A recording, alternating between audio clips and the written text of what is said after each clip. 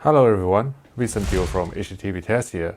In this video, we're going to review the HDR and WCG used in the first 4K Blu-ray movie in the Lord of the Rings trilogy, which is the Fellowship of the Ring. And my weapon of choice for this HDR analysis is going to be the Canon DP-V2411 reference broadcast monitor as always. And it has an excellent inbuilt HDR analysis toolkit, which will allow us to measure and record different elements on screen.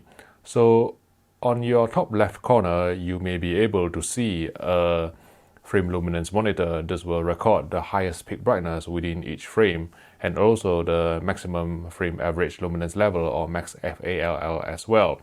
And at the bottom left corner, you can see a waveform. This will allow us to check the peak brightness of various elements on screen and also check the black floor as well.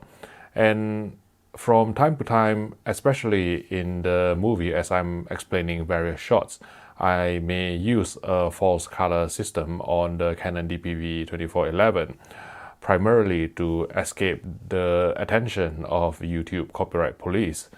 It's not often that I want to be handcuffed. But the thing with the false color system here is that anything that is deemed SDR, by SDR, it is anything that is below 200 nits within an HDR container as deemed by the BT2408 documentation, will be monochrome or grayscale. And anything above that will be colored in different hues. And you can see the scale on your left side here, which will tell you which elements will correspond to which peak brightness. So what we are going to do in the first instance is to jump in to a Panasonic UB9000, which will spit out the static HDR10 metadata in this film. And what we can see here is that the maximum light level on this disc is 602 nits, and the maximum frame average light level is 184 nits.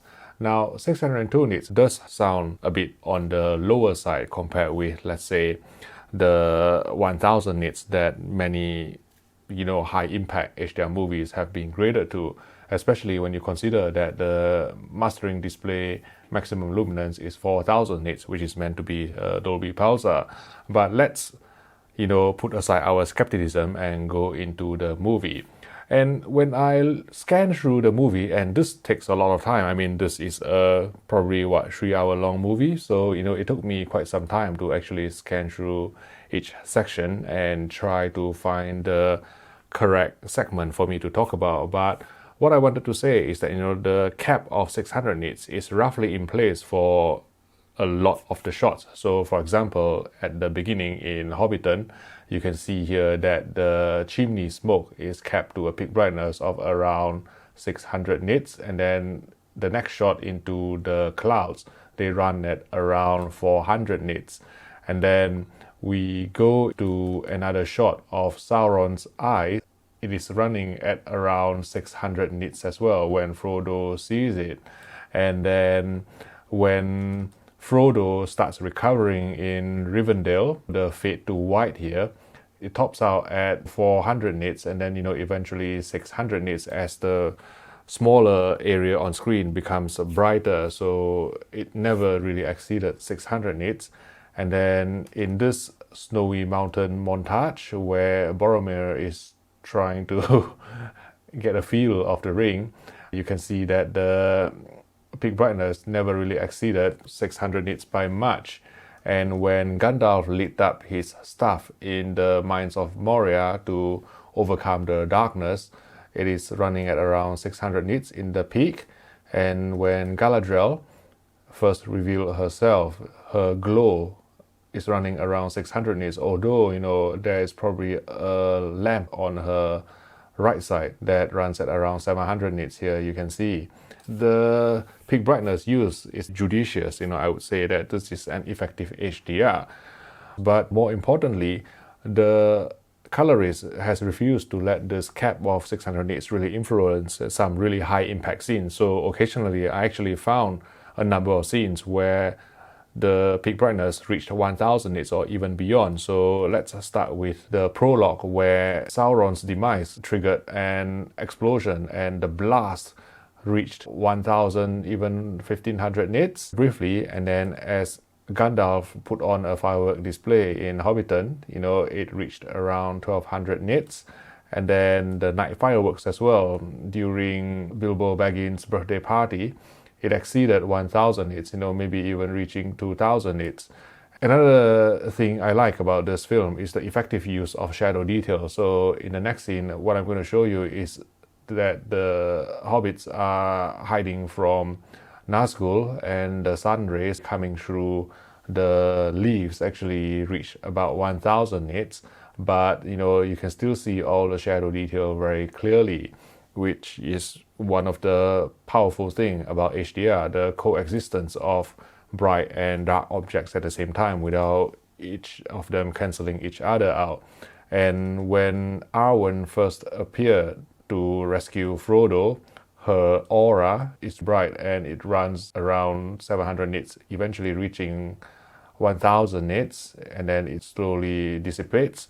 And another place where I found specular highlights close to 1000 nits was when Frodo revealed his mithril shirt after being attacked by the orcs, and it exceeded 1000 nits slightly. And the last example that I can find that exceeded the nominal cap of 600 nits was during the famous Balrog versus Gandalf scene. All in all, I would say that the HDR used is very effective, and the colorists and the production team are very judicious in the use of HDR, and occasionally it just gives that sort of pop which can, bring more life to this HDR presentation.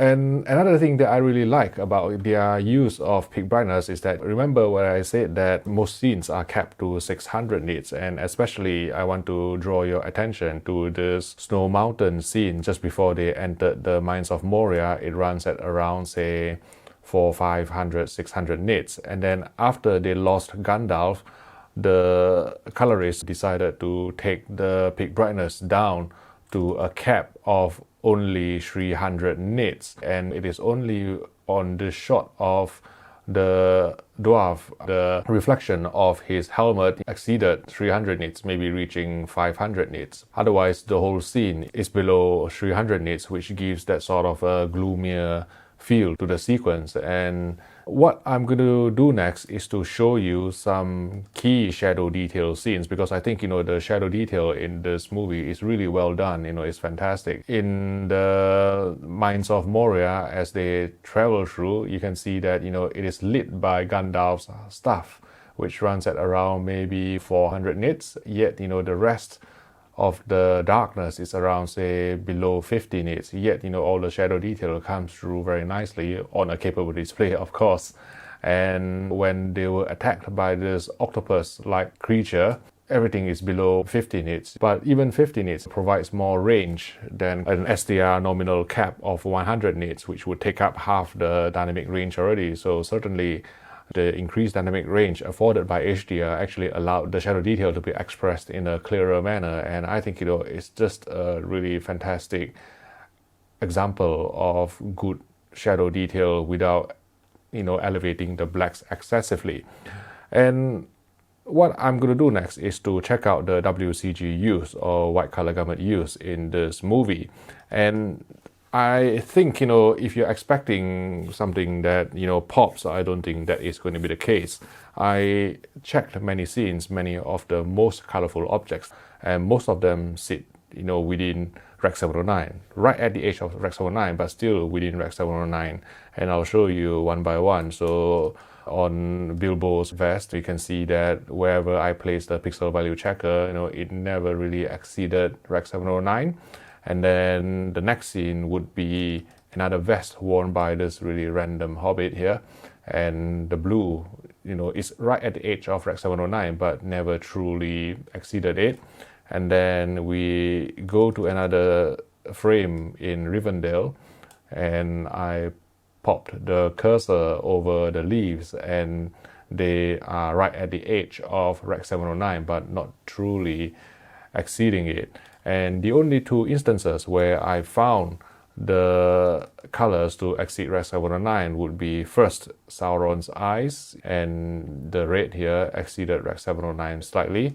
And then while Gandalf was battling Balrog, Balrog also exceeded Rec. 709. So those are the two instances where I can find colors exceeding Rec. 709 going into DCI P3.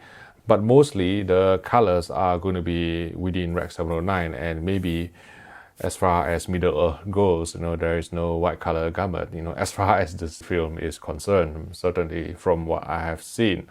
So overall, I think, this is a solid disc in terms of the HDR presentation. I would say that the color in terms of the grading is really very pleasant to look like. It is very balanced, and, it will give you that sort of feeling of being involved in Middle Earth. And there's no WCG vibrancy to speak of except for a couple of instances, but the HDR use is really quite effective. The highlights pop when it is allowed to pop, and the shadow delineation, is really top-notch without actually venturing into gray-blacks area. Now, I'm less enthusiastic about other parts of the picture. I see film grain being scrubbed away and some edge enhancement as well. So there's certainly some digital noise reduction and edge enhancement going on, making this movie look less like film and more digital, more video-like, so to speak. And apparently that was the intention of Peter Jackson, to try and match this Lord of the Rings trilogy to The Hobbit, which was filmed digitally. So I think, he really wanted to clean it up. So I think, this is a sterile, clean presentation. So it is not as filmic as I would like it to be. But then again, if Peter Jackson says yes, what can we do? So that's just my opinion of the 4K Blu-ray disc of the Fellowship of the Ring. And the thing is, if there's enough interest, I will try and do similar analysis on the Two Towers and also the Return of the King.